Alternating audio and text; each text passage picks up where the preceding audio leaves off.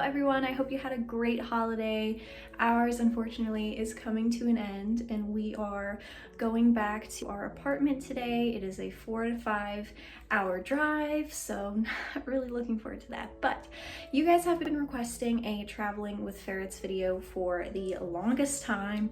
I've had a script write out already planned out for months now. I just haven't gotten to filming the video because I wanted to actually show you how I travel with ferrets, and it is the perfect time because we will be driving 4 to 5 hours back home with the crew.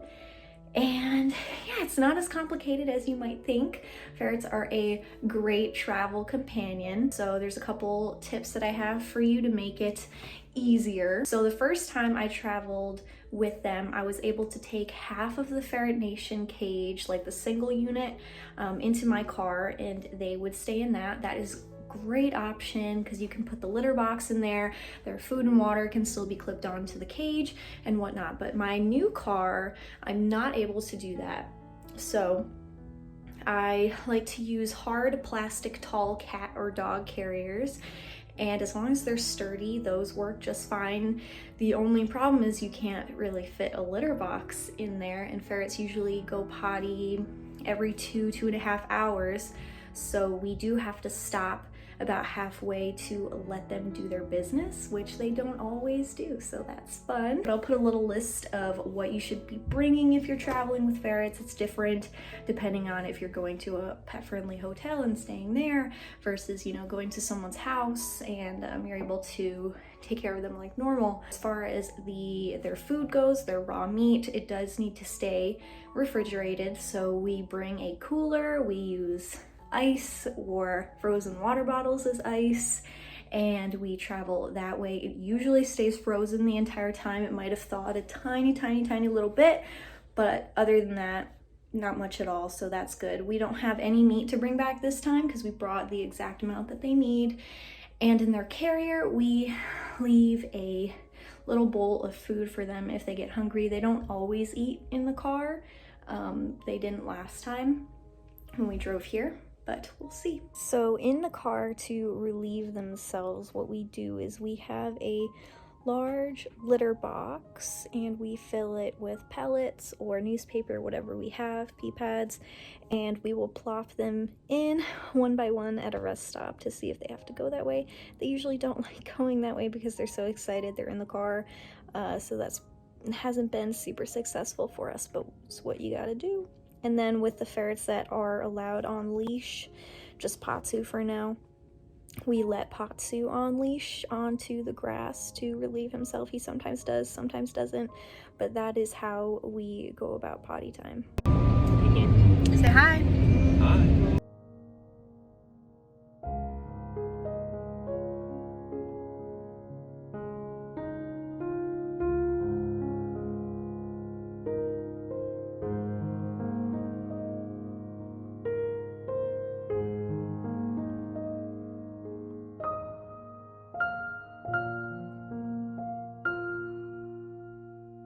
The struggle of potty break. Go potty.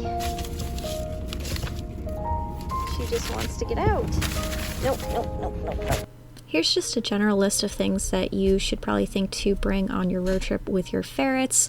The first thing being a deconstructed cage or playpen for wherever you are going, and a large filled litter pan as well. This can be any kind of litter pan as long as it's large enough and can fit your ferrets, of course. A litter scooper for that, and poop bags for rest stops, pee pads as well if that's what you use instead of a litter pan. It's good to bring both just in case. Food and water dishes as well. If you're worried about your ferrets spilling water in the car, you can add water to the food, whether it be kibble or raw. For cat carriers with the barred doors, you can zip tie a plastic holder onto the inside of the door to hold food. I don't know why it says yes at the end of this little paragraph, just ignore that.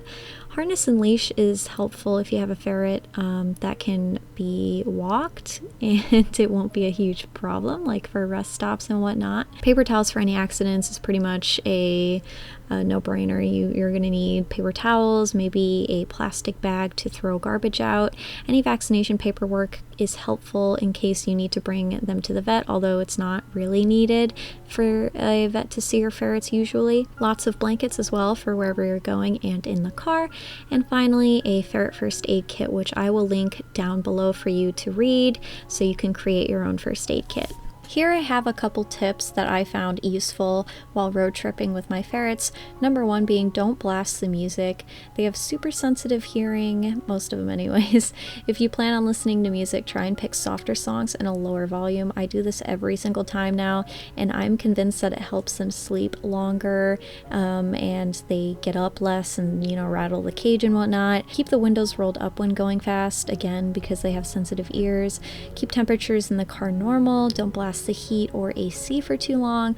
Ferrets tend to do better in room temp to colder temperatures, so keep that in mind while you're traveling. If your ferrets are being rowdy, you can use a light blanket to cover the crate to help them sleep, or a towel, anything to cover where they can see out of. This has been super essential for us, and I wish I knew this before.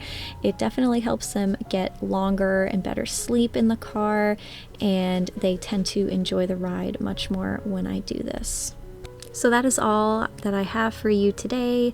Bit of a short video, but road tripping with your ferrets is generally pretty easy, and I hope you learned a thing or two. Do not forget to subscribe to my channel for updates, as well as follow me on Instagram. I post on there pretty frequently and all that great stuff. So I hope to see you in my next video, and I hope you have a great day. Bye!